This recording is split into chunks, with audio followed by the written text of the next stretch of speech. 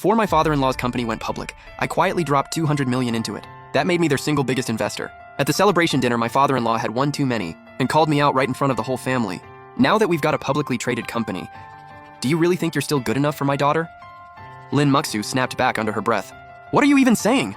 Since she married you, what have you ever done for this family? I grinned. Without me as their lucky charm, Lin Corp never would have gone public. I'm just telling it like it is. The whole room went dead silent. Everyone was giving me this look, like they couldn't tell if I was joking. My father-in-law paused, then smirked.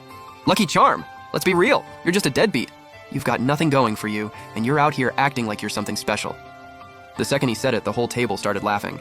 I could read it clear as day in their smiles, pure contempt. Even without saying it out loud, I could tell they all saw me as some shameless freeloader. I didn't even flinch. I just turned to look at my wife sitting next to me. As long as you don't look down on me, that's enough. I reached out to hold her hand, and she pulled away on instinct. My wife's face went cold. The way she looked at me was full of disgust. You started it. Why'd you have to bring up the whole lucky charm thing? Now you're a laughingstock. 3 years, and the first time she ever rejected me was the night her family's company officially went public. I pulled my hand back and smiled. I meant every word. What? You don't even believe me? My wife stared at me stone-faced. Believe what? That you're some lucky charm? You didn't lift a finger, and now you want credit? Take credit. Actually, that's a pretty good way to put it. I thought helping them go public would bring us closer. I thought it'd make things better between us. Instead, it brought out the worst in every single person in this family, and made me realize the relationship I thought was perfect had a crack running right through it. Out of nowhere, my sister-in-law started throwing shade at the table. I mean, my sister's not wrong. Some people do absolutely nothing and still think they run the place. Anyone else would have dug themselves a hole and disappeared by now. I glanced over at her and smirked. Since when did they let kids sit at the adult table?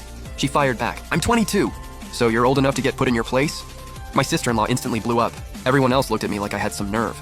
In their eyes, I was the outsider. Even my own wife thought I was wrong. She told me to apologize to her sister. My mother-in-law called me an a-hole and said how dare I talk to her daughter like that. I hit back. So the whole family ganging up on me is totally fine? My wife snapped. What is wrong with you, Shen Yiming? Are you drunk or something? I picked up my glass and laughed it off. I'm driving tonight, haven't touched a drop. Then what's your problem? Dad had a few. He didn't mean it. My father-in-law sat there stone-faced the whole time, making it clear to everyone he was completely sober. He wanted to use this dinner to officially boot me out of the Lin family, called me a parasite, said I had no business being at that table. I looked over at my wife calmly. So what do you think? She opened her mouth, then stopped herself. She looked at her dad at the head of the table, then at her mom, let out a long sigh. And when she finally spoke, she couldn't even look me in the eyes. Yiming, I don't think we're right for each other. My career is only going to get more demanding. There'll be high-end events, business dinners. I might not even have time to think about having kids. Staying together would just hold you back. I kept my face neutral and nodded. Got it. We'll do it your way. Let's get a divorce. The whole family expected me to kick and scream, but my reaction caught them completely off guard, especially Lin Muxu. She thought she must have misheard me. I looked at the shock on her face. Anything else to say? No? Then I'm out. Nobody said a word. I grabbed my jacket off the chair and walked out. Before I left, I told her, for what it's worth, these past 3 years, my feelings for you never changed. At least not until just now. My sister-in-law let out a mocking laugh. What good is your love? Can you eat it? If all you're offering is loyalty, any servant would do the same. I didn't bother responding.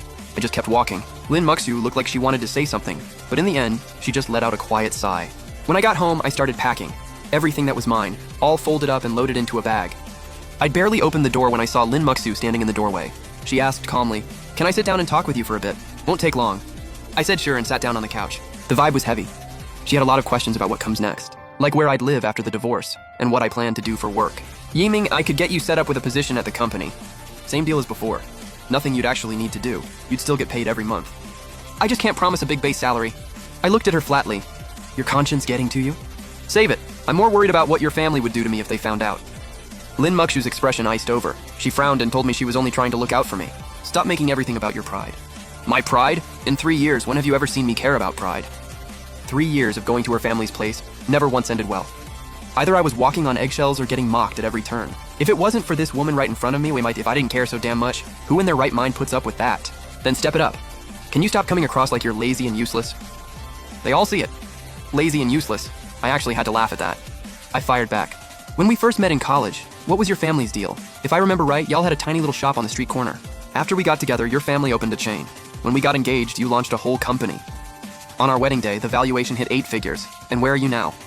Lin Muxu acted completely unbothered. She raised an eyebrow and said flatly, So? You're about to run that whole lucky charm bit again? That we only made it this far because of you? That you deserve all the credit?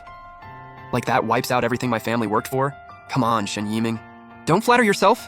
I gave a non-committal smile. Fair enough. Your family did put in the work. It just didn't really move the needle.